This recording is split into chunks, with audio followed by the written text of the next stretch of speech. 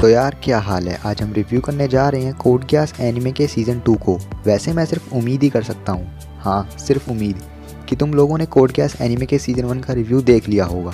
और जिन लोगों ने नहीं देखा है वो यहाँ ऊपर आ रहे आई बटन पर क्लिक करके सीज़न 1 का रिव्यू देख सकते हैं। तो जाओ जाके पहले कोड गियास सीज़न 1 देख के आओ।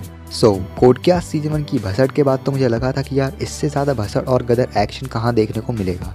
लेकिन जैसे ही मैंने सीज़न 2 देखना शुरू किया तो इसके सामने सीज़न 1 तो एक फिसड्डी बम बन के रह गया। मतलब कोड गियास सीज़न 1 का जो खेल अब तक जापान और सो कॉल्ड एरिया 11 पर चल रहा था वो अब ग्लोबल लेवल पर चला जाता है। साथ ही में सीज़न 2 की स्टार्टिंग थोड़ी सरप्राइजिंग जरूर लगेगी, लेकिन सीज़न 1 से स्टोरी आराम से रिलेट कर पाती है। साथ ही में सीज़न 2 में कुछ नए बैड एस नाइटमेयर्स और कैरेक्टर्स का भी इंट्रोडक्शन होता है। वैसे कोड गियास सीज़न 2 भले ही एक ब्रॉडर स्टोरी को प्रेजेंट करता है, लेकिन कई कैरेक्टर ऐसे भी थे जिन्हें ज़्यादा स्क्रीन टाइम मिलना चाहिए था, और कुछ कैरेक्टर्स को तो बिल्कुल ही डाउन प्ले करके दिखाया गया है। और अगर तुम्हें समझ नहीं आ रहा कि मैं किसकी बात कर रहा हूँ तो तुम ये सीज़न देख लो, खुद ही समझ जाओगे। वैसे कोड गियास सीज़न 2 देखने के बाद अगर तुम्हें भी ऐसा ही फील होता है तो कमेंट करके ज़रूर बताना। सीज़न 2 की अगर बेसिक सी स्टोरी की बात करें तो ललूश के सीज़न 1 के ब्लैक रेबिलियन फेल हो जाने के बाद सभी ब्लैक नाइट्स के मेंबर्स को कैप्चर कर लिया जाता है और कई सपोर्टर्स को मार दिया जाता है, जिनमें हमारे माउंट फूजी वाले चच्चा भी थे। और साथ ही सीज़न 2 और भी इंटरेस्टिंग बनाने के लिए ललूश की मेमोरी भी अल्टर कर दी जाती है। अगर तुम्हें नहीं पता कैसे, गेस वॉट, गियास। और क्या मतलब जो सीज़न 2 के स्टार्टिंग के सिनेरियो होते हैं वो कम्प्लीटली ललूश के अगेंस्ट होते हैं। तो ये देखना काफ़ी दिलचस्प हो जाता है कि कैसे ललूश इन सिनेरियोस को अपने फेवर में लाता है। हालांकि सीज़न 2 में ऐसी कोई ज़्यादा खतरी पैतरेबाजी इस्तेमाल होते हुए नहीं दिखाई है, और जो मूव ललूश सीज़न 1 में यूज़ करता था वही मूव्स वो सीज़न 2 में भी यूज़ करता है। हाँ, लेकिन डायलॉग बाजी काफ़ी तगड़ी है सीज़न 2 में, और कुछ सीन तो बिल्कुल ही माइंड ब्लोइंग है। और साथ ही में सीज़न 2 की ज़्यादातर फाइट्स आमने सामने हुई हैं। ऐसे कोई सरप्राइज अटैक ज़्यादा यूज़ नहीं हुए हैं, मतलब कि अपोनेंट को पहले से ही पता होता था कि उस पर अटैक होने वाला है, फिर भी तबाही तो मच ही जाती थी।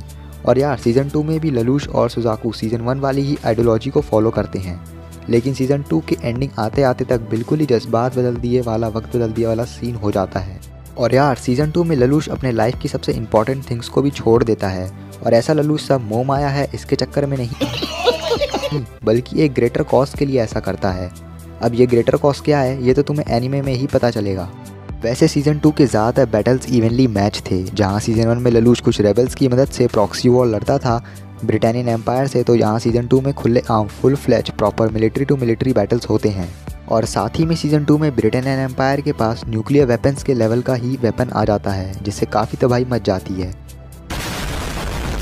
तो यार अब तुम्हें इस एनिमे का लेवल समझ आ रहा होगा।